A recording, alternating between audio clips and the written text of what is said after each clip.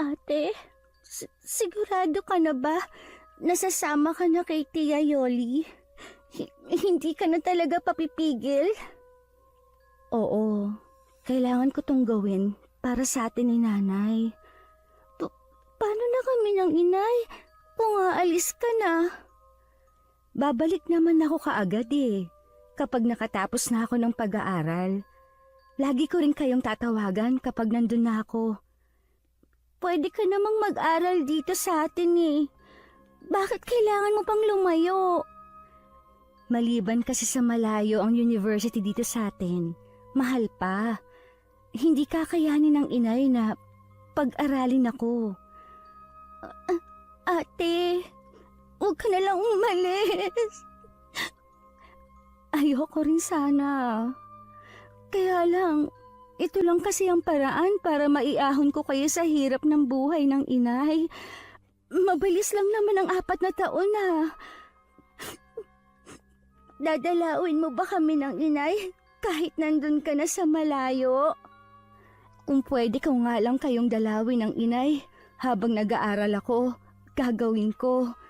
Kaya lang, ibang bansa yun, Kyla. Hindi ako basta makakauwi. Ganun ba, ate? Bakit kasi kailangan mo pang umalis? Basta, yung mga bilin ko, ha? Huwag mong pababayaan ang pag-aaral mo.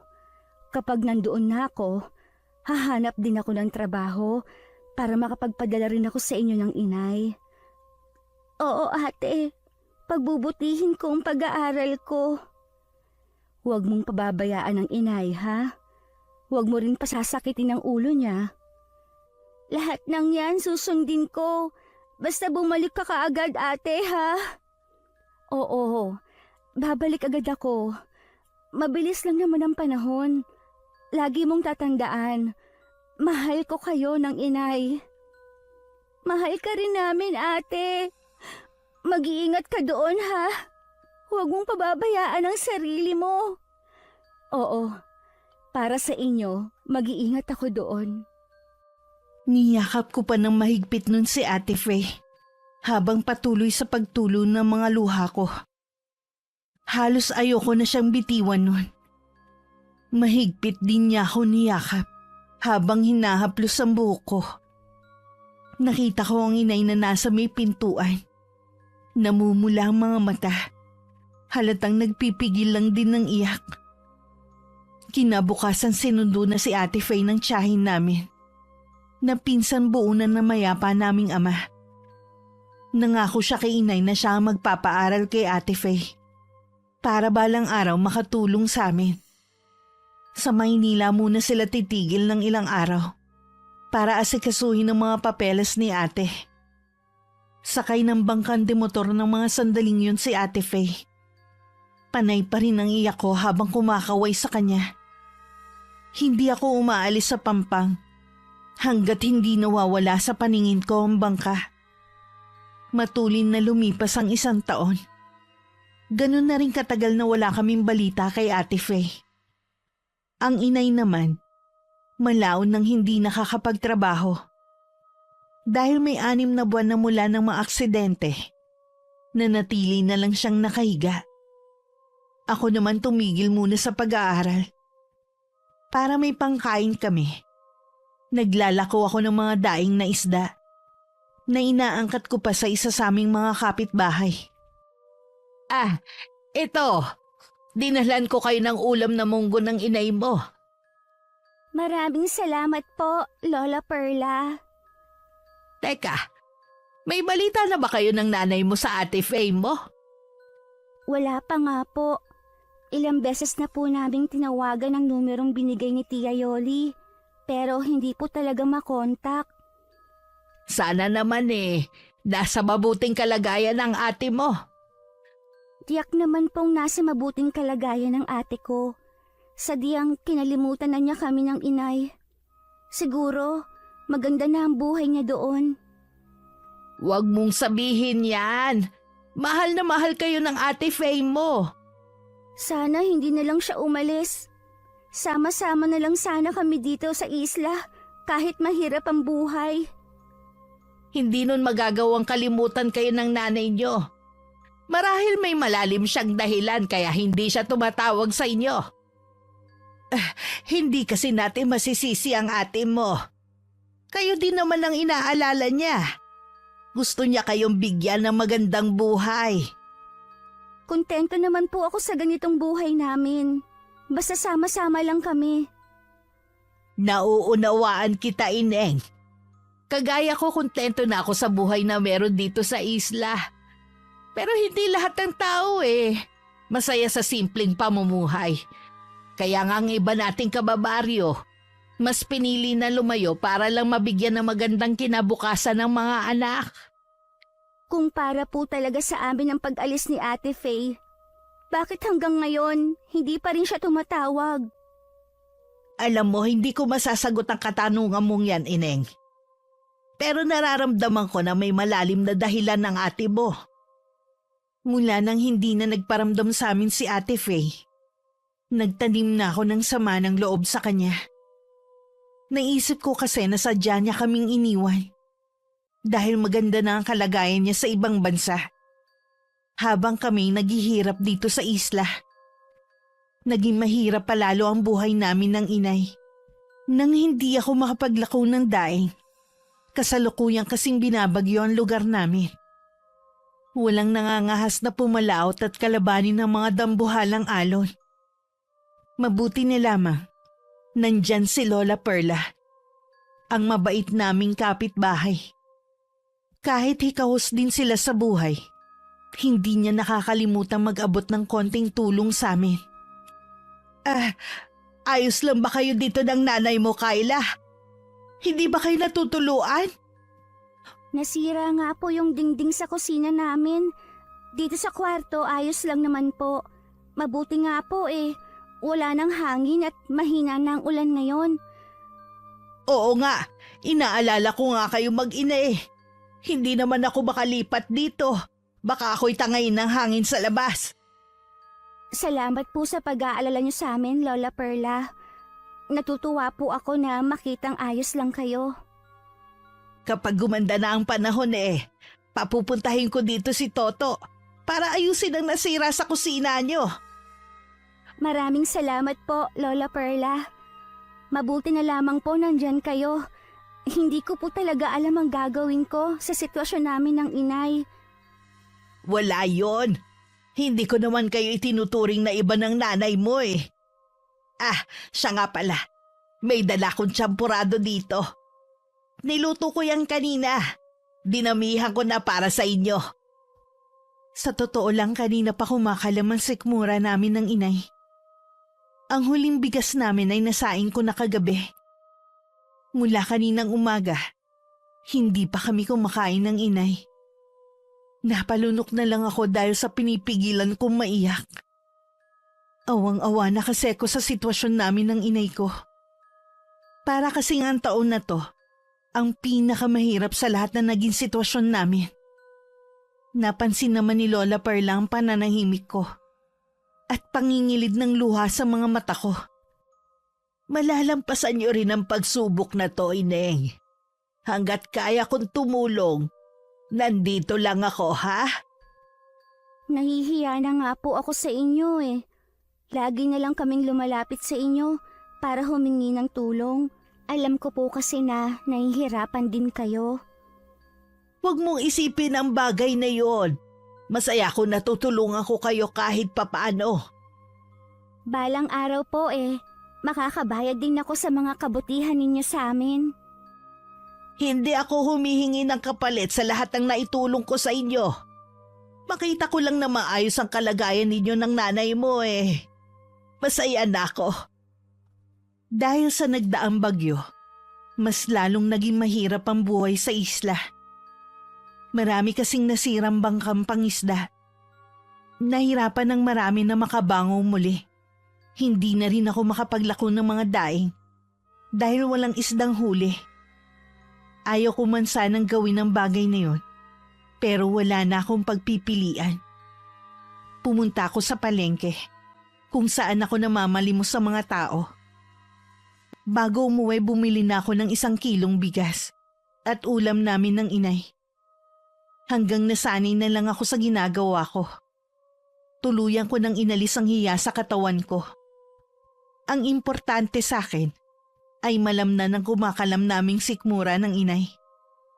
Hindi ko akalain na may makakakita sa akin na taga samin. At makakarating yun kay Lola Perla. Totoo bang namamalimos ka, Kayla? Opo, wala na po ako maisip na pwedeng pagkakitaan.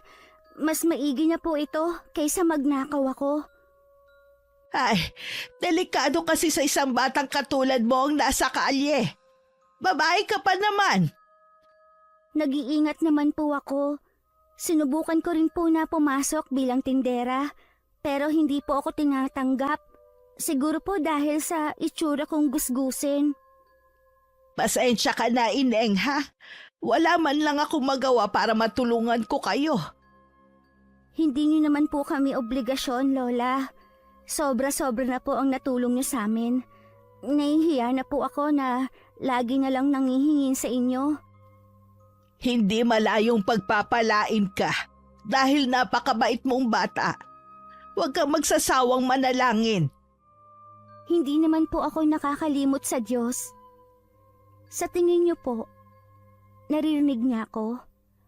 Baka po kasi sa dami ng nagdadasal sa Kanya, hindi niya po alam kung sino ang uunahin niyang pakinggan. Kahit maraming nagdadasal, natitiyak ko sa iyo na naririnig ng Diyos ang lahat ng tumatawag sa Kanya. Basta ito'y galing sa puso. Marami po akong hiling sa Kanya. Kahit isa man lang doon ay maibigay niya. Ibibigay niya yun sa iyo.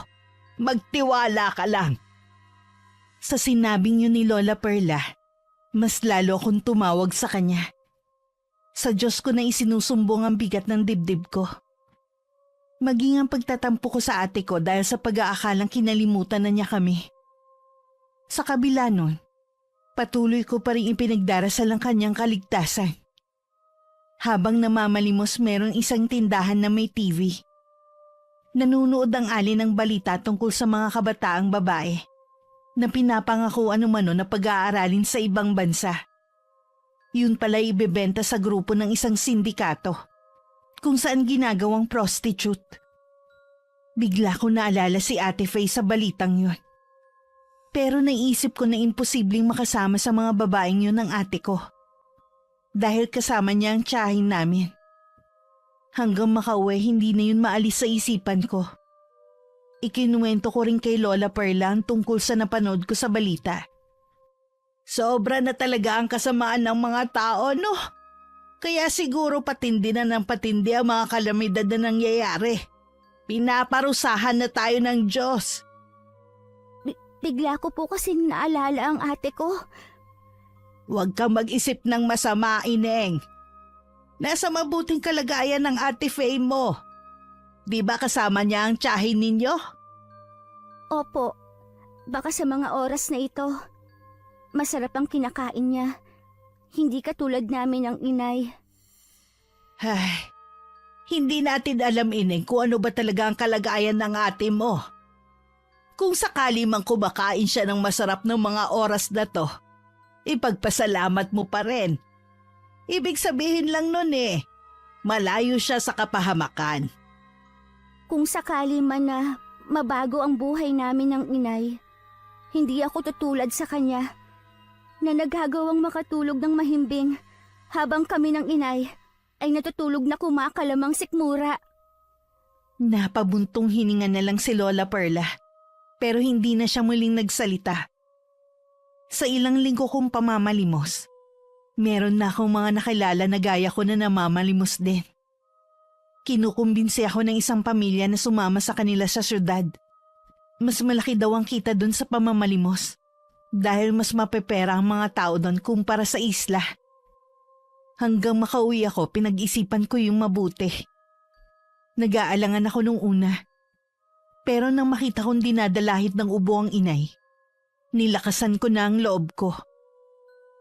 Pero delikado sa syudad, Ineng. Maraming masasamang tao ang nakatira doon. Bakit mo naman naisipan na doon mamalimos? Kailangan ko po itong gawin. Lingguhan naman po akong uuwi dito sa atin. Kailangan ko lang pong mag-ipon, Lola, para kay inay. May sakit po siya. Kailangan ko po siyang mabilihan ng gamot. Naiintindihan kita. Pero baka meron pang ibang paraan para kumita ng hindi kailangan mamalimos ka sa ibang lugar. Wala na po, Lola. Ito na lang po ang tanging paraan. May isa po sana akong pakiusap, Lola Perla. Ano yun, Ine? Pwede niyo po bang pakitingnan-tingnan ng inay habang wala ako? Gagawin ko yan kahit hindi mo pahilingin.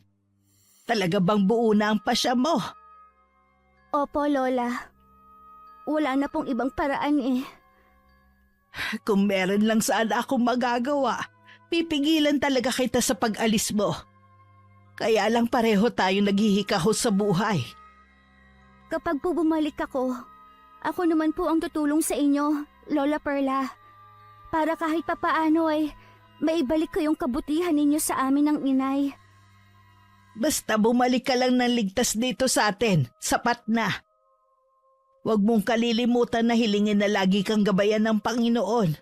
Kahit saan ka magpunta, ha? Opo, Lola Perla. Lagi din po kayong mag-iingat. Nang sulyapan ko ang inay, baka sa kanyang mukha ang pagtutol sa plano ko. Tila meron din siyang gustong sabihin. Dangan lamang ay labis na apektuhan ang pagsasalita niya sa aksidente. Hinaplos ko na lang ang pisngi niya. Dumating ang araw ng pag-alis ko.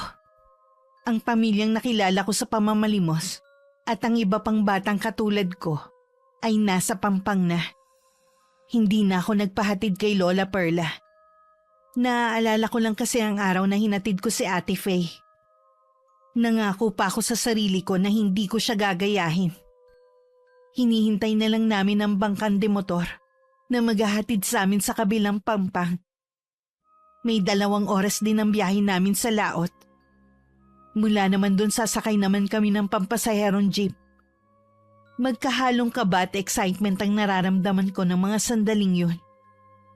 Nang marating namin ng syudad, labis ang pagkamangha ang nararamdaman ko. Naglalakihan kasi ang gusali na noon ko lang nakita sa buong buhay ko.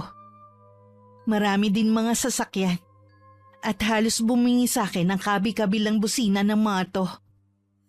Kung gaano katahimik sa isla, siyang ingay naman sa lugar na yon. Unang beses mo palang bang nakarating dito? Oo eh, ang ganda pala dito. Tingnan mo, ang taas ng building. Dati, sa TV ko lang nakikita ang mga ito. Nakakatuwa ka naman. Mula ngayon, sa akin ka na sumama. Baka kasi kumapano ka eh. Kahit papano, kabisado ko na dito. Lagi ka bang nandito? Oo, lalo na kapag malapit na ang Pasko. Mas galante ang mga tao. Talaga ba? Oo, pero dapat mas maingat ka dito. Mas maraming masasamang tao sa lugar na to. Nabanggit nga sa akin ni Lola Perla ang bagay na yan. Akala ko ulila ka na katulad namin. May lola ka pa pala. Ang totoo niyan, kapitbahay ko lang si Lola Perla. Buhay pa ang inay ko at nakahiga na lang siya dahil sa nangyaring aksidente sa kanya. Ang Ate Faye ko naman, may 1 taon na kaming walang balita sa kanya. At least, meron ka pang pamilya. Hindi katulad ko. Uli lang lubos na. Pwede naman tayong magturingan na magkapatid habang nandito tayo eh. O sige, mula ngayon, ikaw nang nakababata kong kapatid. Kahit papaano, nawala ang takot ko na baka mawala ako dito. Kung hindi ko lang talaga kailangan ng pera, hindi ako pupunta sa lugar na to. Lahat naman tayo, pera lagi ang dahilan. Oo nga, pare-pareho ang problema ng mga mahihirap na gaya natin. Mabuti pa, umpisa na natin ang panlilimos para makarami tayo. Sinimulan na agad namin ang panglilimos sa kalye. Bawat nakahintong sasakyan ay kinakatok pa namin para lang manghingi ng konting barya. Nang araw na yun malaki ang kinita ko kumpara nung namamalimos ako sa amin. Dahil wala namang kaming titirahan sa lugar na yun, kung saan-saan lang kami natutulog. Minsan sa likod ng isang tindahan, naglalatag lang kami ng karton. Kahit pagod sa buong araw ng pamamalimos, hindi ako dalawin ng antok. Nakatingin lang ako nun sa mga bituin sa langit. Anong iniisip mo? Ang ate ko, nung hindi pa siya umaalis, libangan na namin ang pagmasdan ng bituin sa langit. Iniisip ko, kung ginagawa pa rin ba niya yon kahit hindi na kami magkasama. Nasaan ba kasi ang ate mo? Bakit siya umalis? May 1 taon na rin mula nang isama siya ng tiyahin namin papuntang ibang bansa para mag-aral. Mula noon, wala na kaming balita sa kanya. Kinalimutan na niya kami ng inay. Tingin ko, malapit kayo sa isa't isa ng kapatid mo. Baka naman hindi niya sinasadya na hindi magparamdam sa inyo. Ano pa bang magiging rason niya para hindi sa amin magparamdam? Marahil maganda na ang buhay niya doon habang kami ng inay ko ay naghihirap. Hindi mo ba naiisip na baka may masamang nangyari sa ate mo? Hindi ko naisip ang bagay na yan dahil kasama naman niya ang tiyahin namin. Masyado ba akong nabulag sa sama ng loob ko sa kanya? Kaya hindi ko na naisip na baka nga napahamak na ang ate ko? Marami kasing posibleng mangyari. Sana nga walang masamang nangyari sa ate mo. Sa loob ng 1 taon, wala na akong bukang bibig kundi sisihin siya sa paghihirap na pinagdadaanan namin ng inay. Baka nga mas matindi pa ang pinagdadaanan niya ngayon. Huwag ka muna mag-isip ng negatibo. Hindi naman tayo nakasisiguro pa eh. Maraming pangako ang ate ko kapag nandun na siya. Hindi ko man lang naisip na posible ngang may masamang nangyari kay Ate Faye dahil buong paniniwala ko na kasama naman niya ang tiyahin namin na hindi siya nito magagawang pabayaan. Bakit hindi mo tawagan ang tiyahin mo? Iyon nga ang isa pang problema eh. Hindi namin matawagan ang numerong ibinigay ng tiyahin ko. Yun lang. Kaduda-duda nga talaga. Hindi naman siguro ipapahamak ng tiyahin ko ang ate ko. Sana nga. Mabuti pa, matulog na tayo. Maaga pa tayo bukas. Kailangan natin ng ibayong lakas para sa maghapon na pamamalimos. Lalo tuloy akong hindi nakatulog ng gabing yun. Labis akong binabagabag sa mga posibleng nangyari kay Ate Faye. Kinabukasan para akong lutang habang namamalimos. Bandang tanghali na, nagiya si Ate Ella na kumain muna kami. Dahil sa itsura namin, hindi naman kami maaaring pumasok kahit sa ang kainan o kahit sa karinderya. Tsak na pagtatabuyan lang kami. Bumili na lang ng pagkain namin si Ate Ella. Naghintay naman ako sa ilalim ng isang puno sa tabi ng kalsada. Ilang sandali pa, dumating na ito dalang 2 supot at 2 ring soft drink sa bote. Kumain ka muna. Kanina ko pa napapansin na namumutla ka eh. Hindi kasi ako nakatulog kagabi. Kakaisip kay Ate Faye. Ang tanging magagawa mo lang ay ipagdasal ang kaligtasan ng kapatid mo. Oo, gagawin ko yan. Hindi na rin ako magagalit sa kanya. Kumain ka na para makapagsimula na ulit tayo ng pamamalimos. Sige, kanina pa rin naman ako nagugutom. Oo nga pala, nasaan na kaya mga kasama natin? Huwag mo silang alalahanin. Nandyan lang sila. Kapag kasi pumupunta kami dito, kanya-kanya ng diskarte sa panlilimos at kung saan matutulog. Ay, kung mayroon lang sana akong pwedeng pagkuhanan ng pera, hindi ako mamamalimos ng ganito. Tanggapin mo na lang na ito ang kapalaran natin. Tsaka, anong masama sa ginagawa natin? Mas mabuti na to kesa magnakaw. Gusto kong mahanap ang ate ko. Pero hindi ko alam kung paano. Paano kayo magkikita? Eh di ba sabi mo, nasa ibang bansa siya? Alam mo ba kung gaano kalayo yun? Wala akong ideya kung gaano kalayo, Itong lugar pa lang na tong nararating ko. Isang himala ang kailangan mo para makita ang kapatid mo. Para mo na rin sinabi na wala kaming pag-asa na magkita pa ng ate ko. Ganun na nga, kung nasa ibang bansa siya. Paano kung doon siya napahamak? Hindi mo agad siya masasaklolohan. Naiiling pang wika ni Ate Ella habang nakatuon ang pansin sa kanyang pagkain. Isinantabi ko muna ang pag-iisip sa kapatid ko. Katulad ni Ate Ella, itinuon ko na rin ang atensyon ko sa pagkain. 1 linggo na rin mula nang mamalimos kami. Kahit papano nakagamayan ko na ang buhay sa lansangan. Umulan man o umaraw, tuloy pa rin ang buhay. Pagkaraan nga ng 1 linggo, gusto ko na sanang umuwi sa amin dahil namimiss ko na ang inay at maging si Lola Perla. Huwag ka na munang umuwi. Hindi ka ba nangihinayang sa kikitain mo? Sapat na siguro tong kinita ko ng 1 linggo. Maghintay ka pa kahit 1 linggo na lang. Ako mismo ang maghahatid sa'yo sa isla ninyo. Kasi namimiss ko na rin ang inay. Tsaka nakakahiya kay Lola Perla. Nakisuyo lang kasi ako sa kanya na pakitignan ng inay. Bigyan mo na lang ang Lola Perla mo ng pera pag uwi mo. Parang upa mo na yun sa kanya. Kaya lang, huwag ka nang magdalawang isip. Naintindihan ko na hindi ka sanay na malayo sa mga mahal mo sa buhay. Pero masasanay ka rin. Sige na nga. Ganyan dapat. Gusto ko kasi na malaki ang maiuwi mo sa inyo. Nararamdaman ko kasi na baka hindi ka na bumalik sa pamamalimos kapag umuwi ka na. Ay, sa totoo lang, nahihirapan akong tumira sa lansangan. Kahit maliit at tagpi-tagpi lang ang bahay namin sa isla, kampante ako dahil alam ko walang masamang mangyayari sa akin. Pero dito, kahit hindi mo sabihin sa akin, nararamdaman ko na may takot ka din. Oo naman, pero wala naman akong pagpipilian eh. Masasanay ka rin, lalo't may matindi kang pangangailangan. Hindi ganitong buhay ang pinangarap ko. Pareho lang tayo. Pero itong tinadhana sa atin. Pwede pa kaya itong mabago? Hindi ko alam eh.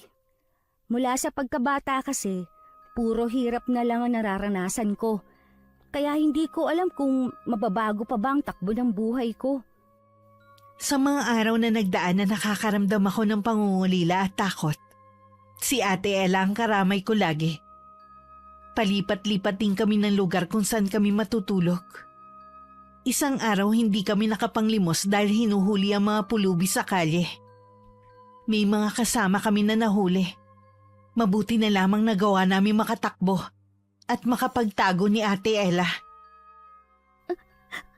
Sino ang mga yon? Nakalimutan ko palang sabihin sa iyong tungkol sa kanila. Bawal talaga ang mga namamalimos sa kalsada. Hinuhuli nila at dinadala ang iba sa mga bahay kalinga. Yung iba, inuuwi sa mga probinsya kung saan sila galing. Ang mga bata namang wala ng mga magulang, sa bahay ampunan naman ang bagsak. Ganun ba?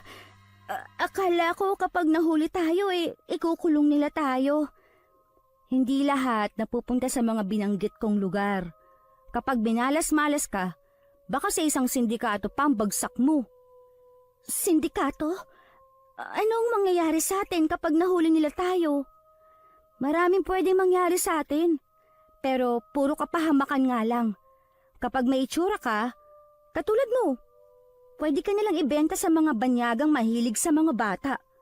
Mas nakakatakot sila kumpara sa mga halimaw na pwede nating maengkwentro sa kalye. Kaya mag-ingat ka. Natatakot ako, Ate Ella. Umuwi na lang tayo sa isla. Doon na lang tayo mamalimos. Mag-iipon lang tayo. Pagkatapos, uuwi na rin tayo. Konting tiis pa. Hanggang kailan tayo dito? 1 linggo na lang, Kyla. Huwag nating sayangin ang pagkakataon na malaki pa ang kita natin sa pamamalimos. Sige, kahit natatakot na ako, lalakasan ko na lang ang loob ko. alang-alang kay inay. Ang mabuti pa, magpalamig muna tayo. Tsaka na tayo mamalimos kapag wala na mga nanguhuli. Kailangan muna nating magtago. Lumipat muna tayo sa ibang lugar. Ipinapaubaya ko sa iyo ang bagay na yan, ate. Alam mo naman na wala akong alam sa lugar na to. May alam akong lugar na pwede nating pansamantalang pagtaguan. Sumunod ka sa akin. Dahil wala akong alam pagdating sa kalakaran sa syudad, naging sunod-sunuran na lang ako kay Ate Ella. Umalis kami sa lugar kung saan kami madalas magpahinga. Nakarating kami sa isang lugar na may mas nagtataasang gusali. Napansin ko na mas maraming kainan doon at may ilan pang ang sarado at sa gabi lang nagbubukas. Kaya ko lang napansin na bukas na sila dahil sa mga taong dagsang pumapasok at sa iba't ibang ilaw sa labas nun. Sa isang abandonadong gusali kami nagpahinga ni Ate Ella. Bagamat kita namin mula sa pwesto namin ang nangyayari sa labas at maging ang ingay, hindi naman kami nag-aalalang mabasa ng ulan kung sakali. Hindi namin kailangan tumakbo at maghanap ng masisilungan kapag biglang bumagsak ang ulan. Ano ang tinitingnan mo dyan? Bakit hindi ka pa natutulog? Tinitingnan ko lang ang mga gusali sa labas. Nakakawala naman kasi ng antok ang maharot na tugtugin. Tsaka, bakit pa iba-iba ng ilaw? Nakakahilo naman. Napaka-inosente mo talaga, Kyla. Walang kamuwang-muwang sa tunay na kalakaran ng mundo. May nakakatawa ba sa sinabi ko? Wala naman. Naisip ko na hindi ka nga bagay sa kalye. Ate Ella, may iba nga pala ako. Matagal ka na bang namamalimos? Bata pa lang ako, namamalimos na ako. Lasinggero kasi ang itay at lulong sa sugal ang inay. Pareho silang iresponsableng mga magulang. Marami kami magkakapatid pero lahat sila pinaampon ni inay pagkasilang niya sa mga yon. Ako lang ang iniwan niya para merong mag-asikaso sa kanila. Kaya nung mawala sila, para na rin akong nabunutan ng tinik. Sa tingin mo, kaya naging masama akong anak dahil hindi ko iniyakan ang kanilang pagkawala? Sa tingin ko, hindi dahil hindi naman sila naging mabuting magulang sa'yo. Ay, nung nabubuhay pa sila, marami akong hiling sa Diyos na sana magbago pa sila. Sana iba na lang ang mga magulang ko at sana makasama ko yung ibang kapatid ko na ipinaampon ng nanay ko.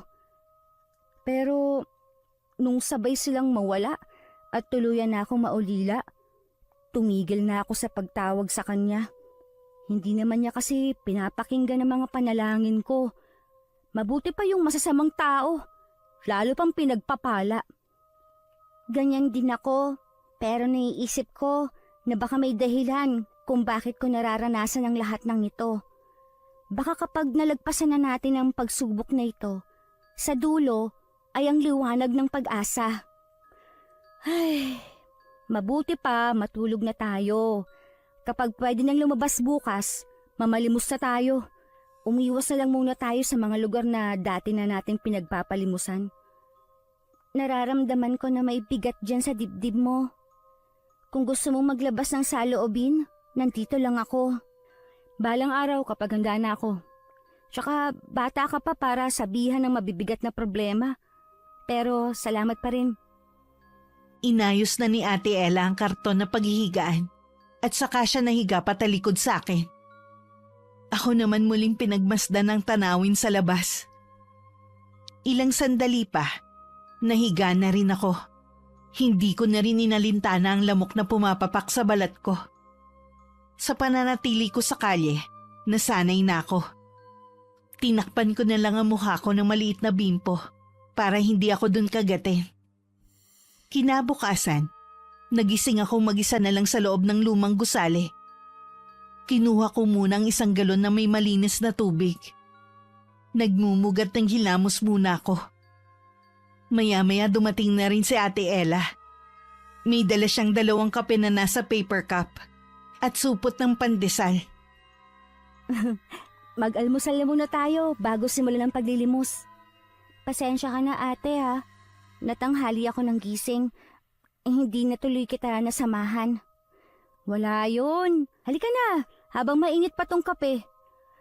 Kahit nasa kali lang tayo, nakakakain pa rin tayo. Hindi ko tuloy maiwasan na makonsensya. Iniisip ko kasi kung kumakain ba ang inay. Bumawi ka na lang sa inay mo kapag nakauwi ka na sa inyo. Ganun na nga ang gagawin ko, pati kay Lola Perla. Naupo na ako sa tabi ni Ate Ella. Habang kumakain ng pandesal, hindi ko maiwasang tumanaw sa labas. Tahimik na muli ang bawat gusali na kagabi lamang ay punong-puno ng buhay. Dahil sa ingay at mga iba't ibang ilaw.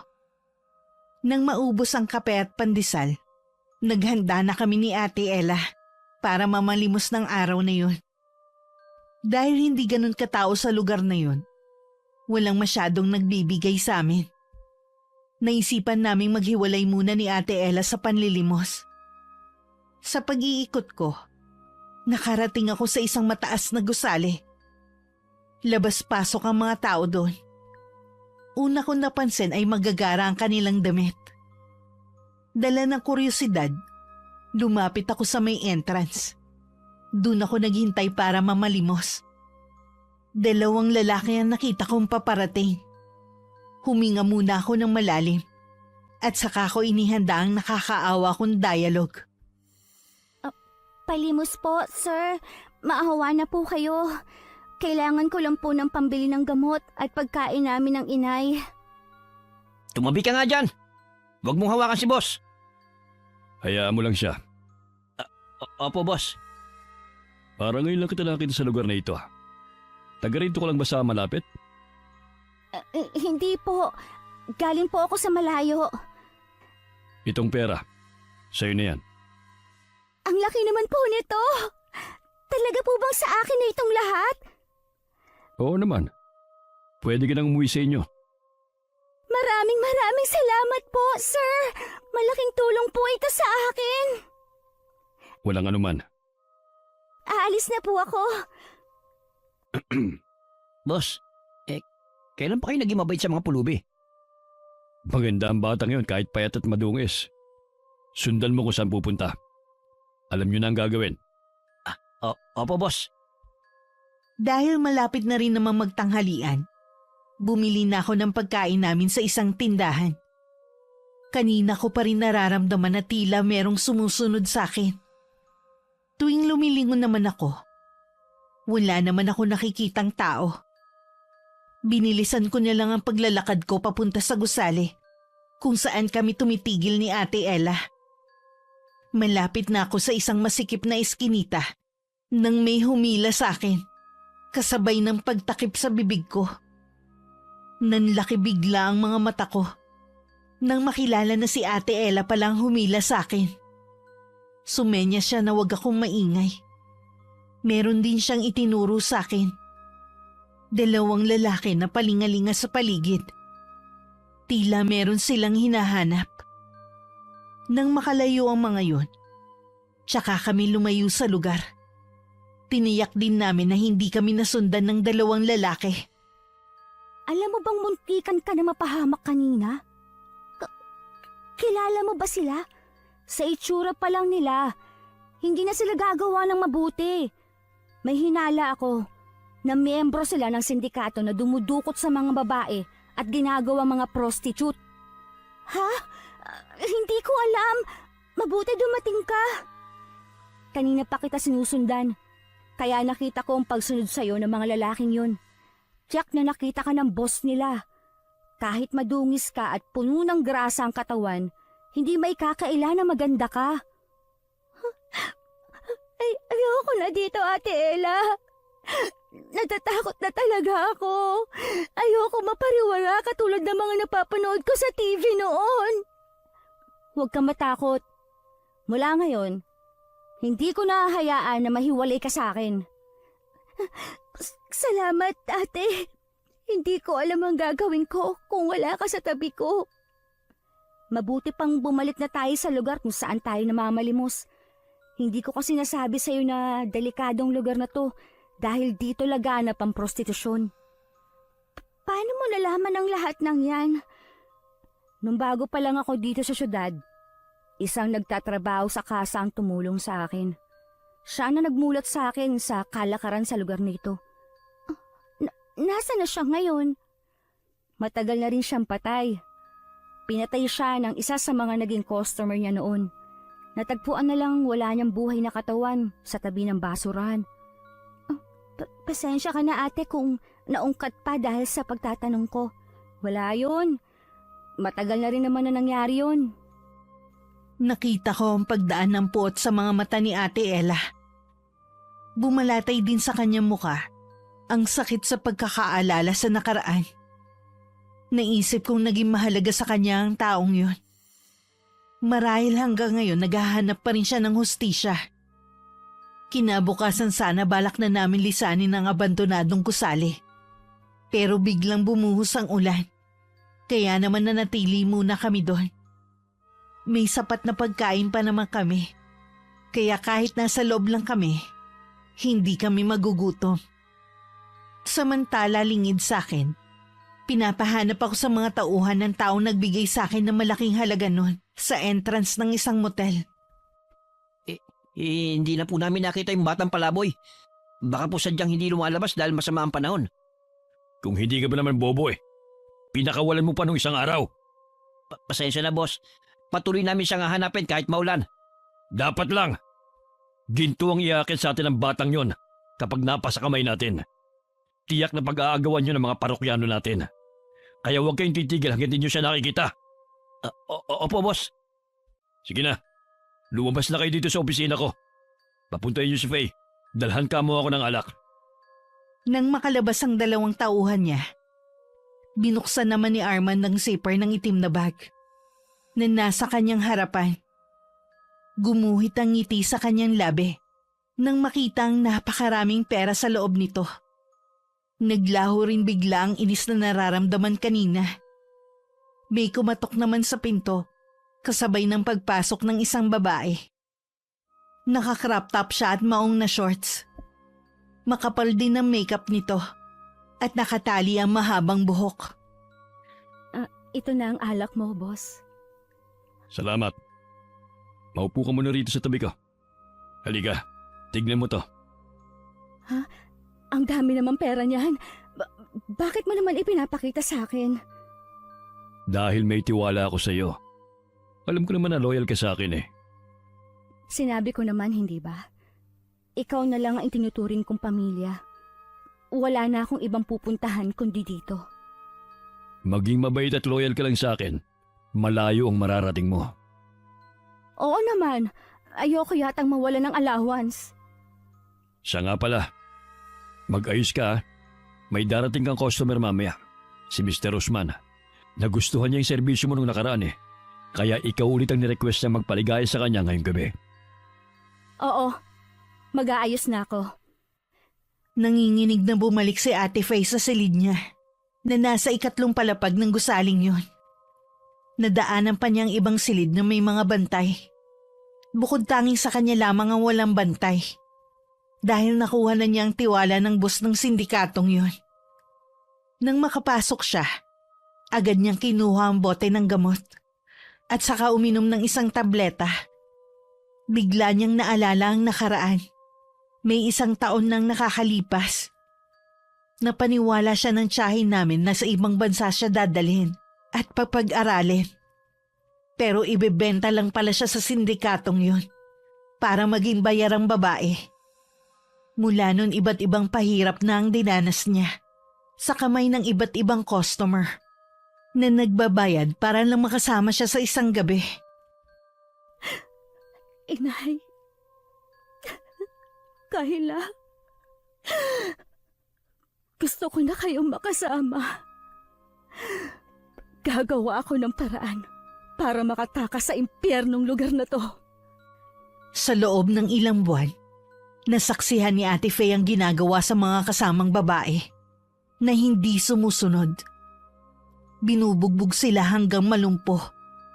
Sa mga tumatakas naman, Sa mismong harapan nila sila pinapatay para hindi nila tularan. Sa loob lang ng ilang buwan, halos mabaliw na siya sa mga nararanasan. Ang nagbibigay lang sa kanya ng pag-asa ay ako at ang inay. Kailanman hindi nawala ng pag-asa si ate. Na balang araw makakaalis din siya sa lugar na yon. Dahil hindi pa rin tumitigil ang ulan, hindi pa rin kami makalabas ni Ate Ella sa abandonadong gusali. Nung gabi kahit malakas ang ulan, marami pa ring tao ang pumupunta sa mga kasa. Sumasabay din sa malakas na ulan ang tugtog na nanggagaling sa loob. Marami pa ring tao kahit malakas na ang ulan. Yan ang hanap buhay nila. Kahit bubagyo, tuloy pa rin sila sa negosyo nila. Nagtataka lang ako, bakit parang hindi yata nilalamig yung mga babae? Ang iiksi ng mga suot nila. Ang mga babaeng nakikita mo ay mga bayarang babae, kaya ganyan ang mga suot nila. Isang sindikato rin ang may-ari ng mga club na yan. Ganun pa? Oo, dyan din dati nagtrabaho yung babaeng tumulong sa akin noon. Kaya pala marami kang alam. Kailangan na nating makaalis sa lalong madaling panahon. Ayoko matuklasan nila na dito tayo nagtatago. Sa tingin mo, ate, katulad din sa mga babaeng yan ang sasapitin natin kapag nahuli nila tayo? Mas matindi pa sa kanila. Kaya sinasabi ko sa'yo, kapag nasa labas ka ng gusaling ito, talasan mo ang mga paningin mo. Oo, ate, alam ko naman yon. Nang mga sandaling yun mabigat sa loob ko ang sinasabi ni Ate Ella na kailangan na naming umalis sa lugar na yon. Hindi ko maipaliwanag kung bakit ako nakakaramdam ng lungkot. Dahil maghapong walang tigil ang ulan, nakahiga lang kami ni Ate Ella at natulog. Pagkagising ko nung hapon, napansin kong nangangaligig sa ginaw si Ate Ella. Hinipo ko ang noo niya. Agad kong binawi ang kamay ko dahil sa nakakapasong init niya.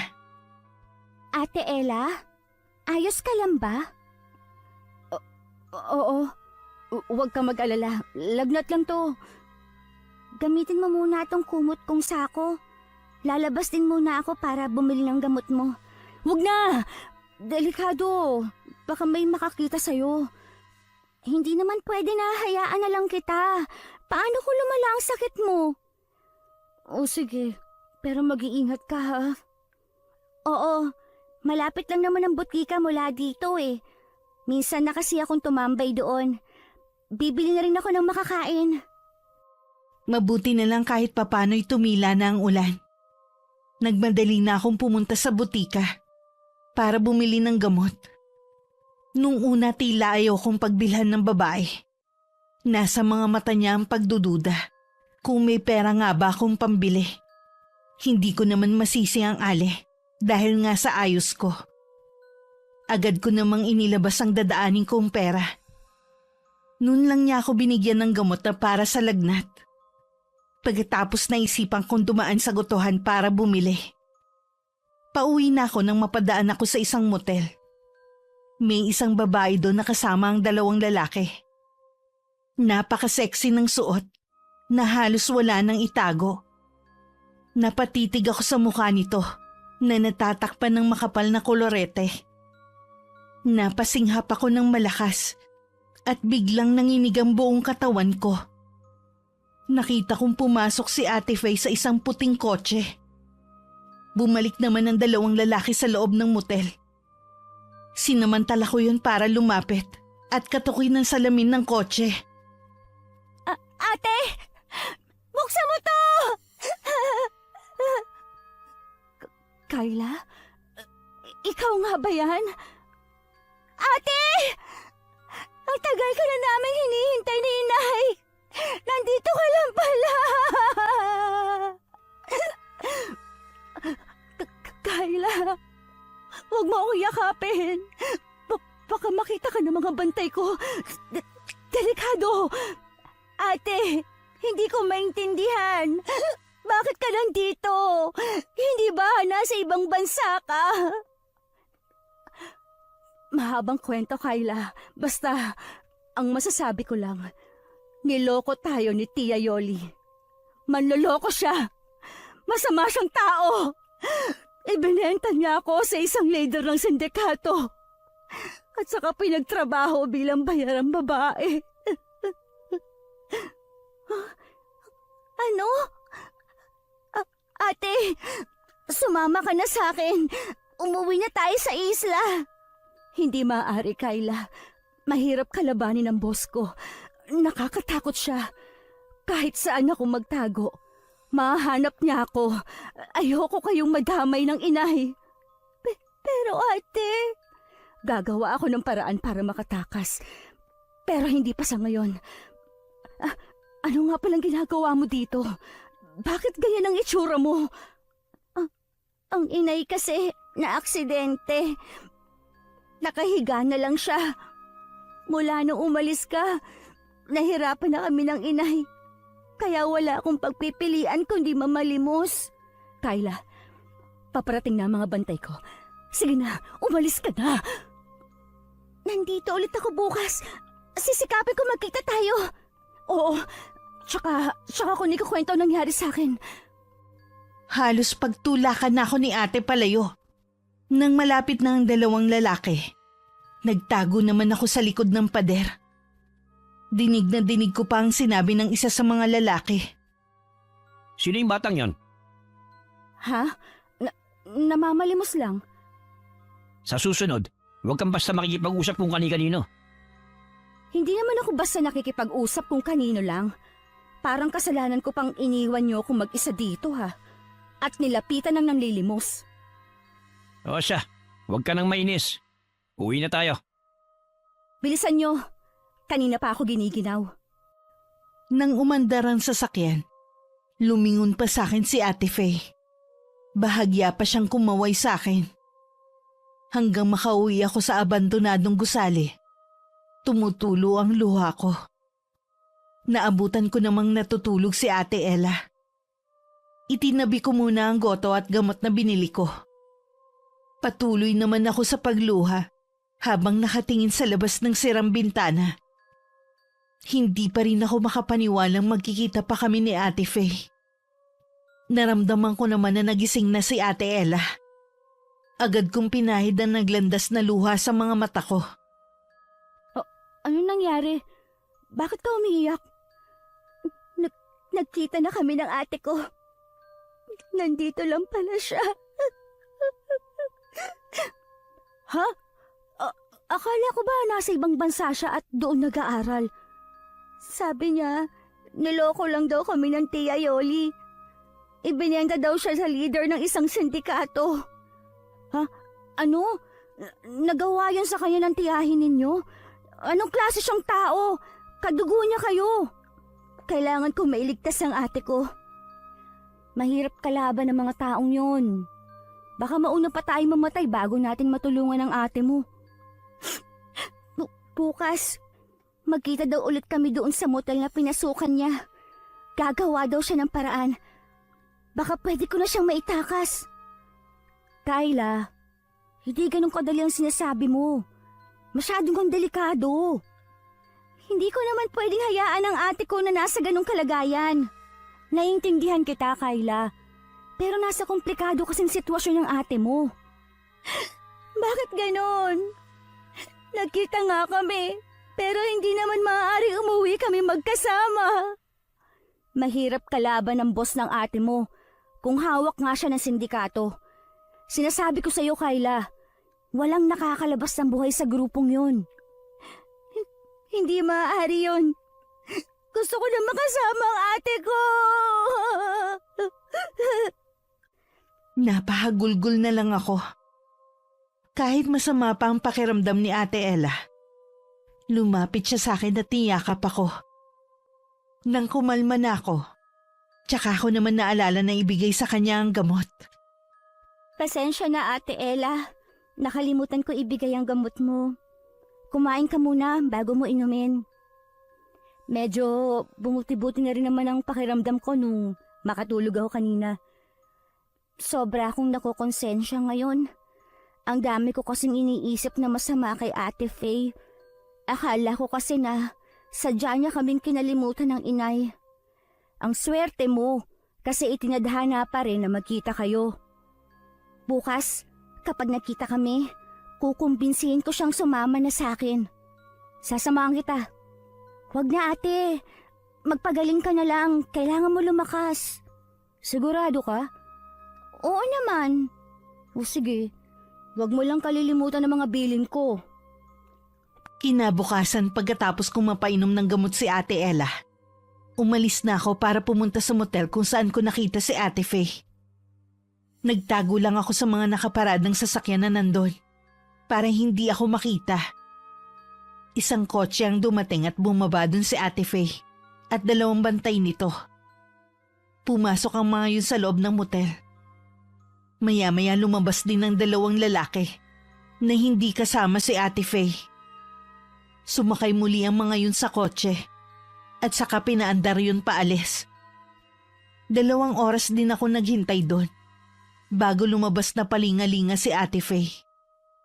Noon ako lumabas sa pinagtataguan ko, agad naman niya akong nilapitan at niyakap ng mahigpit. May ilang sandali rin kaming nag-iyakan bago niya ako niyaya sa isang kainan na di kalayuan sa motel. Kayla, hindi ako pwede magtagal ha. Kailangan ko rin agad bumalik. Bakit ka pa babalik doon? Sumama ka na sa akin, ate. Sinabi ko naman sa'yo, hindi ganun kadali ang gusto mo mangyari. Halang ang kaluluwa ng boss ko. Walang sinasanto. Malakas din ang kapit niya sa batas kaya hindi siya maaaring isuplong. Ibig mong sabihin, Ate Faye, habang buhay ka nalang magiging bayarang babae? Hindi, Kayla. Humahanap lang ako ng tiyempo kung paano makakatakas. Umuwi ka na sa atin. Delikadong lugar na to. Doon mo na lang ako hintayin. Hindi ako aalis hanggat hindi kita kasama. Hihintayin kita kung kailan ka makakatakas sa boss mo. Sabay tayong uuwi ng isla. Kunin mo ang perang yan. Huwag ka na mamalimos. Baka masamang tao pang makatagpo sa'yo. Ayoko mapahamak ka. Ayokong sapitin mo rin ang nangyari sa akin. Parang hindi ko kayang gastusin ng perang galing sa'yo, ate. Maaalala ko lang kasi yung paghihirap mo.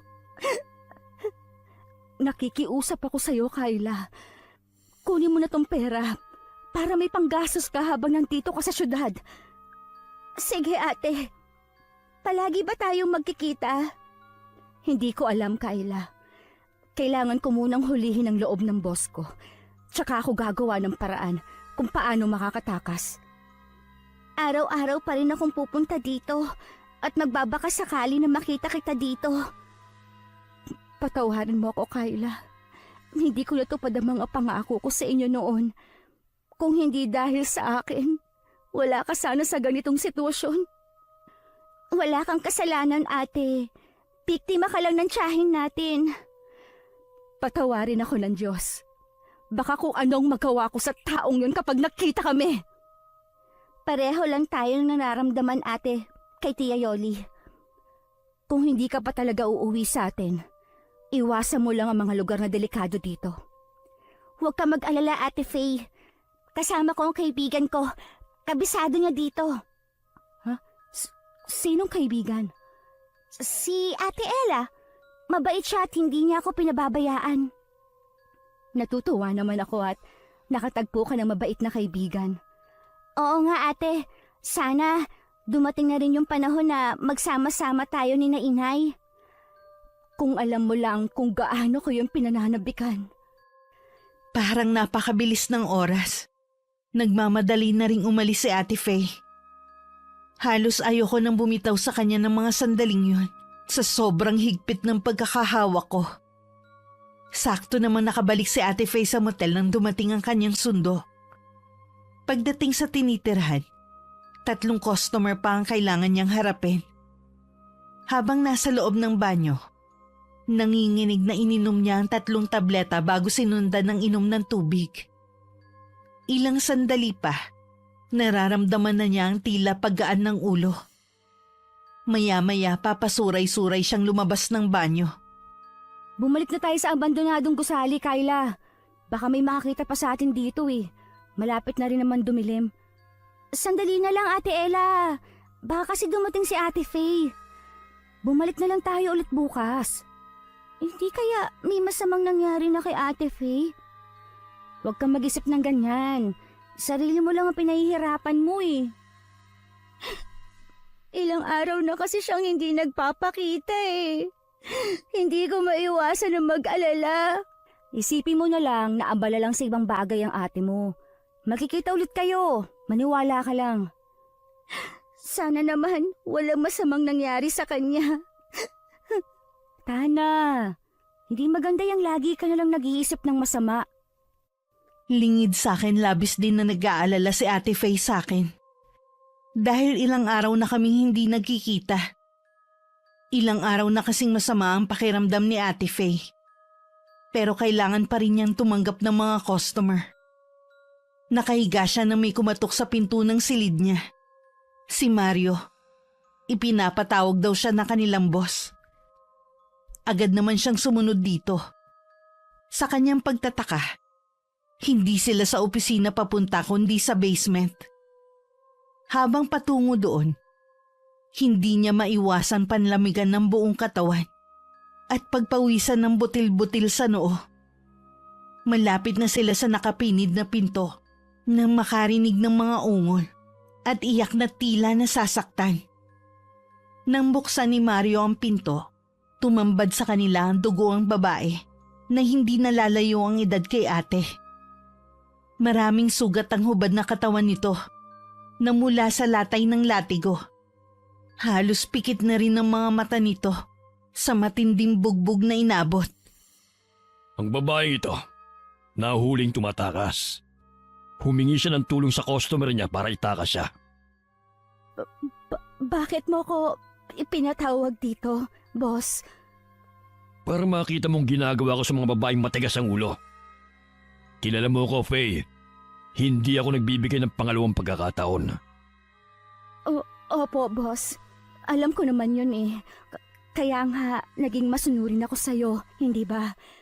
Lahat ng utos mo, sinunod ko. Narinig mo ba yun, Glenda? Ha? Masunurin si Faye. Dahil alam niya kung paano ako magalit. Puro ungol lang ang naging tugon ni Glenda. May umaagos na dugo sa bibig nito. Nang bahagya nitong ibuka ang bibig, naglaglagan din ng mga ngipin nito. Halos masuka si Ate Faye. May palagay siyang pinutulan din ng dila ito kagaya ng mga naunang babae. Hindi na napigilan ni Ate Faye ang mapaluha sa sobrang awa at takot na nararamdaman para sa babae. Nagulat pa siya nang iabot ni Armand ang baril sa kanya. Tinulungan pa siyang iangat yun at itutok sa noo ng babae. Ngayon, Faye, mas lalong lalaki ang tiwala ko sa'yo kapag pinatay mo siya sa harapan ko. Pero, hindi ko kaya. Kailangan mong gawin para malaman ko na tapat ka nga sa akin. Hindi ko kayang pumatay. Hindi ko magagawa.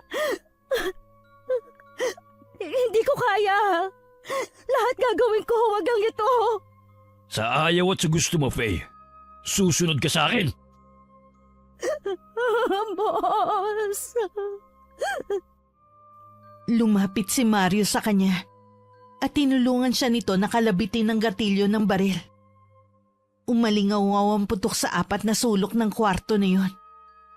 Kasabay ng pagbagsak ng katawan ni Glenda sa malamig na baldosa. Nabitiwan naman ni Ate Faye ang baril at nagsisisigaw. Binuhat naman siya ni Mario at saka ibinalik sa kwarto niya sa taas. Iyak nang iyak si Ate Faye habang nasa ilalim ng shower. Hindi siya makapaniwalang makakapatay siya ng tao. Kahit hindi siya ang kumalabit ng gatilyo. Hindi ako kriminal. Hindi ako masamang tao. Hindi ko gusto mapunta dito. Patawarin mo ako, Glenda. Hindi ko kagustuhan na nangyari. Sa kabila ng nangyari, kailangan pa rin magpatuloy ni Ate Faye kung gusto pa niyang mabuhay. Makalipas ang 2 linggo, muli kami nagkita ni Ate Faye. Nagkataon na dun muli sa motel na yun siya dinala ng customer niya. Napansin ko agad ang malaking pagbabago sa kanya. Namumutla kasi siya at tila kulang din sa tulog. Ate! Sobra ako nag-alala sa'yo! Akala ko may masama na nangyari sa'yo eh! Ayos lang ako, Kyla. Mayroon sana akong ipakikiusap sa'yo. Ano yon, ate? Umuwi ka na sa isla. Kalimutan mo na ako. Huwag ka nang babalik dito. Pero bakit? Akala ko ba tumitsyempo ka lang? Natatakas ka din. Wala nang pag-asa na makatakas pa ako, Kyla. Hanggat buhay ang boss ko at ang mga galamay niya. Huwag ka mawala ng pag-asa. Hihingi ako ng tulong sa otoridad. Yan ang huwag mong gagawin. Kung hindi, pareho tayong malilintikan. Walang puso ang boss ko, Kyla. Demonyo siya! Pero, hindi kita pwedeng iwan dito, ate. Hindi ko kaya. Kalimutan mo na ako. Hindi na rin ako karapat-dapat na maging kapatid mo. Marumi na ako. Baka may dala na akong sakit. Baka mahawa ka lang sa akin. Nakikiusap ako sa'yo. Huwag ka na makipagkita sa akin. Sabi mo kanina, hanggat buhay ang boss mo at ang mga galamay niya ay hindi ka makakatakas. Oo, meron na naman nga silang pinatay na kasama ko dahil nahuling tumatakas. Ayokong sapitin ng ganong kamatayan. Ayoko, Kyla. Ay, ipaubaya mo sa akin ang lahat, ate. Makakalaya ka rin sa boss mo. Magtiwala ka lang. Hindi mo siya kakayanin, Kyla. Hindi ko naman siya lalabanan ng harap-harapan eh. Alam ko na hindi ko siya matatalo. Pero may alam ako na kailanman hindi niya magagawang takasan. Kailangan ko lang ng ilang bagay. Pwede mo kayang madala yon sa susunod nating pagkikita? Oo naman. Pero ano bang binabalak mo? Magtiwala ka lang sa akin, ate. Malapit ka nang makawala sa boss mo at sa impyernong kinasasadlakan mo. Kailangan mo lang makipagtulungan sa akin. Naguguluhan man tumango na lang si Ate Faye. 3 araw bago ulit kami nagkita ni ate. Dala na niya ang mga hinihingi kong gamit. Sa loob ng banyo sa isang mall kami nagkita. Muli kami nagyakapan ng mahigpit. Alam kasi namin na yun na ang huling yakap namin sa isa't isa. Dahil kailangan ko nang umuwi sa isla. Doon na kami magkikita sa susunod. Oras na magtagumpay kami sa aming plano. Hindi rin ako magtatagal, Kyla. Mabuti nga may tiwala sa akin si Boss Armand kaya pinayagan niya akong lumabas kaya lang may kasama pa rin akong bantay. Kalahating oras lang ang paalam ko. Uuwi na ako sa isla, ate. Doon na lang kita hihintayin. Kapag nagtagumpay ka sa binabalak mo, tatanawin ko yung malaking utang na loob. Hindi kailangan, ate. Tungkulin ko yung bilang kapatid mo. Kapag nawala na ang boss mo, magiging malaya ka na at ang mga kasama mo. Naguguluhan pa rin ako sa mga sinasabi mo, pero may tiwala ako sa'yo. Mag-iingat ka, ha? Ikaw din, ate. Hihintayin ka namin ng inay sa isla. Niyakap pa akong muli ng mahigpit ni Ate Faye bago siya nagmamadaling kumalas sa akin. Pinahid niya muna ang mga luhang na malisbis sa pisngi niya bago siya nagmamadaling lumabas sa banyo. Naiwan naman ako naiiyak dahil uuwi ako sa isla na hindi siya kasama. Magkasama kami ni Ate Ella na umuwi ng isla. Tuluyan na rin siyang sumama sa akin. Ipinakilala ko siya kay Lola Perla. Nang madatnan namin ng matandang babae na nasa bahay namin, buong kasabikan ko namang niyakap ang inay. Nay, nakita ko po ang Ate Faye. Malapit na po siyang bumalik dito sa atin. Sumilay naman ang ngiti sa labi ng inay at may kumislap pang luha sa mga mata nito. Hindi ko naman na idinitalya ang pangyayari para hindi na siya mag-alala pa. Si Lola Perla naman ay palihim akong kinausap. Totoo bang nakita mo ang kapatid mo? Opo, Lola Perla. Hindi totoong sa ibang bansa siya dinala ni Tia Yoli. Sinungaling ang babaeng yon. Ibinenta niya ang ate para maging bayarang babae. Bahabaging langit, kawawa naman ang ate mo. Pero bakit hindi mo pa siya isinama pa uwi rito? Hawak po siya ng boss niya na leader ng sindikato. Hindi po siya basta makakaalis. Ano mangyayari sa kanya? Habang buhay na lang ba siya masasadlak sa putek, ha? Hindi po, Lola. Makakaalis lang po siya sa sindikatong may hawak sa kanya. Oras na mawala ang boss niya at ang tagasunod nito. Pero paano? Anong gagawin mo? Ako na pong bahala. Ngayon, matitikman ng boss niya at ng mga alipores niya ang puot ko. Ibabalik ko sa kanila ang paghihirap na dinanas ni Ate Faye at ng iba pa. Ano ang pinaplano mo, Ineng? Tsaka ko na lang po sa inyo sasabihin kapag nagawa ko na. Wala na akong inaksayang panahon. Ibiniling ko muna ang inay kay Ate Ella habang abala ko sa binabalak ko. Nagtungo ako sa kawayanan na malayo sa bahay namin. Ayoko kasing may makaalam sa gagawin ko. Lingid kay Ate Faye, nakabisa ko na ang wikang Latin na ginagamit ng inay tuwing gagamitin niya ang karunungang itim. Sa pamamagitan ng mga gamit na ibinigay sa akin ni Ate Faye, magiging madali na lamang sa akin na bigyan ng sumpa ang boss ni ate at ang mga alipores nito. Kailangan ko lang ibuhos ang buong pag-iisip ko sa sumpang gusto kong igawad sa mga taong yun. Isa-isa ko nang inilatag ang mga gamit sa lupa. Sinindihan ko na rin ang mga kandila at nagwika ng orasyon. Nang maisagawa ang ritual, labis ang aking panghihina. Marahil sa batang katawan ko, ay hindi ko kinaya ang itim na kapangyarihan. Samantala, abala naman sa pagbibilang ng mga balumbon ng pera si Ate Faye. Siya na kasi ang pinagkakatiwalaan ng boss niya na humawak ng pera. Ano kayang pesan dumapo sa mga tauhan ko? Peste? May sakit na naman ba ang isa sa mga tauhan mo? Oo, bali 4 na silang hindi nakakapasok. Sabi ni Mario, lalong lumalala ang kondisyon nila. Kailangan sigurong mailipat ang mga babae sa ibang lugar para hindi sila mahawa. Baka ipadala ko sila sa Maynila. Nagkukulang na rin kasi ang mga babae ron. Pati ba ako sasama sa Maynila? Kung nasaan ako, kailangan nandun ka rin. Ikaw na lamang ang pinagkakatiwalaan ko. Kahit si Mario, hindi ko naman pagkatiwalaan. Mukhang tama ka. Ginugulangan nga niya ako pagdating sa pera. Bakit hindi mo na lang siya tanggalin sa pwesto niya? Hindi pwede. Baka ilaglag niya ang negosyo ko. Marami na siyang nalalaman. Matyagan mo ang bawat kilos niya. Oras na makakuha ko ng malakas na ebidensya laban sa kanya, ako mismo ang papatay sa tarantadong yon. Oo, gagawin ko. Kaya lang napapansin ko na lagi siyang umiiwas. Hindi kaya nakakahalata na rin siya? Gawin mo pa rin ang inuutos ko at ako nang bahala.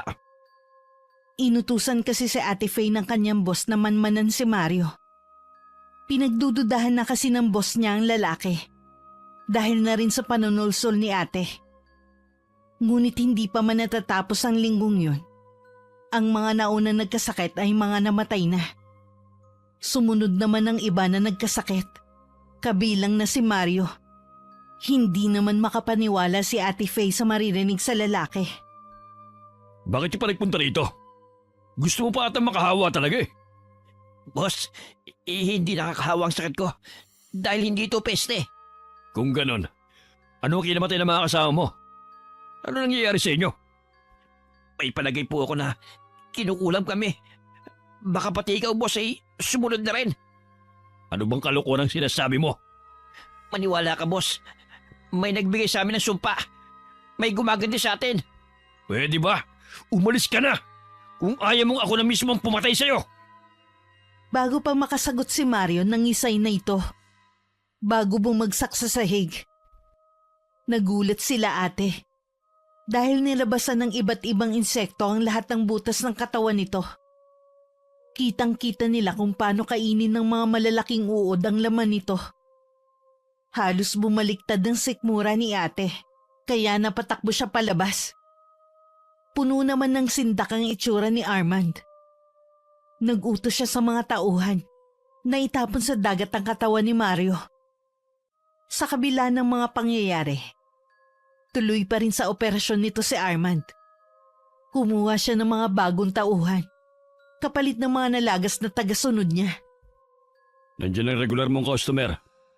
Nung nakaraan, nagrereklamo siya sa akin. Hindi raw siya nasiyahan sa serbisyo mo. Kailangan mong bumawi sa kanya ngayon. Masama lang kasi ang pakiramdam ko noon. Pangako, babawi ako mamaya. Sige na, ayusin mo ng sarili mo. Naiiyak na lang si Ate Faye habang patungo sa kwarto, kung saan naghihintay ang customer niya. Buong akala niya kasi, dahil may tiwala na sa kanya ang boss niya, hindi na siya nito ibebenta sa mga parokyano. Nagkamali siya. Halos umapaw ang puot sa dibdib niya para dito. Hindi alam ni Ate Faye, ang galit sa puso niya ang isa sa mga sangkap para mas lalong maging malupit ang sumpang iginawad ko sa boss niya. Dahil sa matinding pagod na nagdaang gabi, napahaba ang tulog ni Ate Faye. Nagising na lang siya sa sigawan at putok ng baril. Agad siyang napabangon at nagtungo sa opisina ng boss niya. Tila nasisiraan na ng bait si Armand habang walang tigil sa pagpapaputok. Lumabas ka! Hindi mo ako matatakot! Mas halang ang kaluluwa ko kesa sa'yo! Lumabas kang halimaw ka! Pinapakalma naman ng mga tauhan nito si Armand. Binigyan nila ito ng gamot para huminahon. Nang sumunod na araw, sunod-sunod muli ang pagkamatay ng mga tauhan nito sa hindi malamang dahilan. Hey, naniniwala ka ba sa kulam? Ho? Hindi po, boss.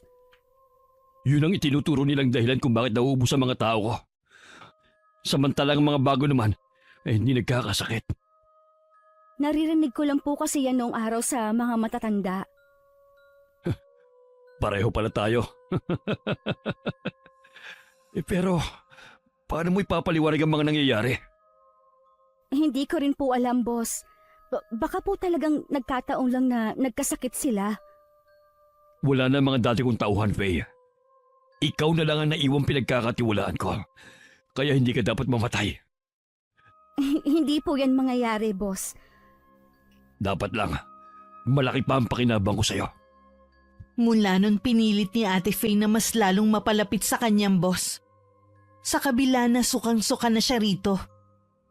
Kailangan niya kasing malaman kung saan pa nito itinatago ang perang galing sa marumi nitong negosyo. Natitiyak kong may kinalaman si Kyla sa nangyayari. Yung mga damit na hiningi niya sa akin, marahil doon niya ginamit. Hindi dapat masayang ang ginawa niya. Kailangan, bago sumunod si Armand sa mga tauhan niya, kailangan ko munang makuha ang lahat ng pera niya. Gagamitin namin yun sa pagbabagong buhay. Kapansin-pansin ang pagbabago sa katawan ni Armand. Nangangalumata na rin ito dahil sa hindi pagkatulog. Tuwing ipipikit niya kasi ang mga mata niya, puro mga babaeng pinatay niya noon ang nakikita niya. Puro alak na lang ang napagbabalingan niya hanggang isang gabi. Tila may nakita siyang babae na may pakpak na kalahati ang katawan. Nagsisisigaw siya at pinaulanan yun ng bala. Napasugod naman ng mga tauhan niya. Doon lang natigil ang pagwawala ng lalaki. Sa nangyayaring pagkasira ng ulo ni Armand, labis naman ang kasiyahan ni Ate Faye. Tuwang-tuwa siya na makita ang paghihirap nito bago dumating ang araw ng kamatayan nito. Natuklasan na rin niya kung saan nakatago ang pera nito. Sa isla naman nanghihina pa rin ako. Ang tagal kong makarecover sa lakas na nawala sa akin. Wala ka namang lagnat. Ano kayang dahilan ng panghihina mo? Ang mabuti pa dalhin ka na namin sa center. Baka sakaling may gamot sila para sa'yo. Ayos lang po ako. Babalik din sa dating lakas ko. Nanghina ka lang nung umalis ka nung isang araw. Ano ba kasing ginagawa mo dun sa may kawayanan? Hindi ka kaya nabati ng laman lupa? Kahit nangihina ka na, mukhang masaya ka pa rin. Hindi ako nabati ng kung anong laman lupa. Dahil malapit na pong bumalik ang ate ko dito sa atin. Magkakasama na rin kami. Paano makakatakas ang ate mo sa sindikato na yun? Sabi ko nga sa'yo, walang nakakalabas ng buhay sa grupong yun. Kung mananatili na buhay ang kanyang boss. Hindi kita maintindihan. Pwede bang ipaliwanag mo? Baka sa mga sandaling ito, nagdurusa na sa sakit ng boss niya at ang mga tauhan nun. Kapag namatay na silang lahat, makakalaya na rin ang ate ko at ang iba pa. Hindi kaya. Kayla, huwag mong sabihin na ginawa mo sa kanila ang ginagawa ng inay mo noon. Tama po kayo ng iniisip. Dapat lang sa kanila ang ganong gante. Pero paano mo natutunan ang kaalaman na yon galing sa inay mo? Nakabisado ko lang po tuwing gumagawa siya ng ritual sa gabi noon. Hindi niya alam, lagi ako nakikinig. Teka lang ang pinag-uusapan ba ninyo ay tungkol sa kulam? Oo ate, may alam sa kulam ang inay. Kaya pala sobrang panghihina ng katawan mo. Magpahinga ka na nga lang dyan at ako nang bahala sa inay mo. Kailangan mo mabawi ang lakas na nawala sa'yo. Tama nga si Ella, Ineng. Sa kabila ng pagkakatuklas ni Ate Ella sa lihim namin, hindi pa rin nagbago ang kanyang pakikitungo. Nakita ko kung paano niya alagaan ang inay habang hindi ko pa kayang kumilos. Matulin lumipas ang mga araw. Bumalik na ulit ang lakas ko. Habang nagwawalis ako sa labas, biglang dumating si Ate Faye. Malayo pa lang umiiyak na itong patakbong lumapit sa akin. Iniwan na niya ang mga bagahe niya. Ate, bakit ngayong ka lang? Ang tagal na namin hinihintay ang pagbabalik mo. Pasensya na kayo. May kailangan pa kasi akong gawin bago umuwi dito. Ang inay, nasa loob siya. Kahit hindi siya nagsasalita, alam kong nasasabik na rin siya na makita ka. Nagmamadali na kaming pumasok sa loob ng bahay. Sumilay agad ang ngiti sa labi ng inay nang makita si Ate Faye. Naging madamdamin ng tagpong yun sa kanila. Halos ayaw nang kumalas ni ate sa aming ina. Ilang sandali pa, ipinakilala ko naman si Ate Ella kay ate. Agad na nagkapalagayan sila ng loob. Ilang araw nang nakakauwi si Ate Faye nang masinsinan niya kaming kinausap. Gabi yun, at tanging gasera lang ang tumatanglaw na liwanag sa amin. Ano bang sasabihin mo, ate? Ano ba ang laman ng maleta mong yan? Ito ang gagamitin natin para hindi na tayo maghirap pa. Makakapagbagong buhay na rin tayo. Nagkatinginan lang kami ni Ate Ella. Pareho kasi kaming walang ideya sa sinasabi ng kapatid ko. Nang buksan ni ate ang maleta, pareho kaming napasinghap ni Ate Ella sa nakitang maraming pera. Saan galing yan, ate? Kinuha ko sa boss ko nang mamatay siya dahil sa kulam. Wala bang maghahabol sa pera na yan? Yung mga tauhan niya. Sinunog ko ang opisina ng boss namin. Buong akala nila kasamang nasunog ang pera na to. Nahuli rin sila ng mga otoridad. Tiyak na hindi na sila makakalaya pa. Kaya ako natagalan. Tinulungan ko muna ang mga kasama kong babae na makauwi sa kanilang mga bahay. Marami na tayong pera, Ate Ella. Hindi na tayo mamamalimos kahit kailan. Oo nga. Tama kayo. Ito ang kabayaran sa mga ginawa ng boss ko sa akin. Nagpagawa ng 2 bahay si Ate Faye.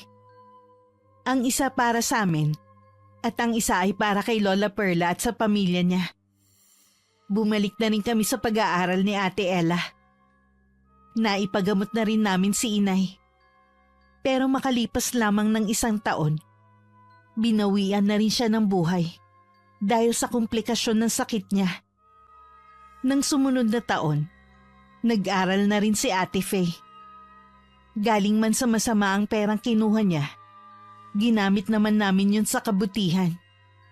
Habang abala kaming 3 sa pag-aaral, nagtayo si Ate Faye ng tindahan at si Lola Perla ang nagbabantay.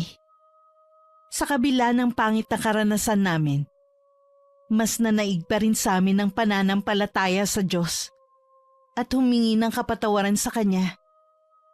Itinaas na namin sa Kanya ang nilalaman ng mga puso namin. Wakas. Ate, siguro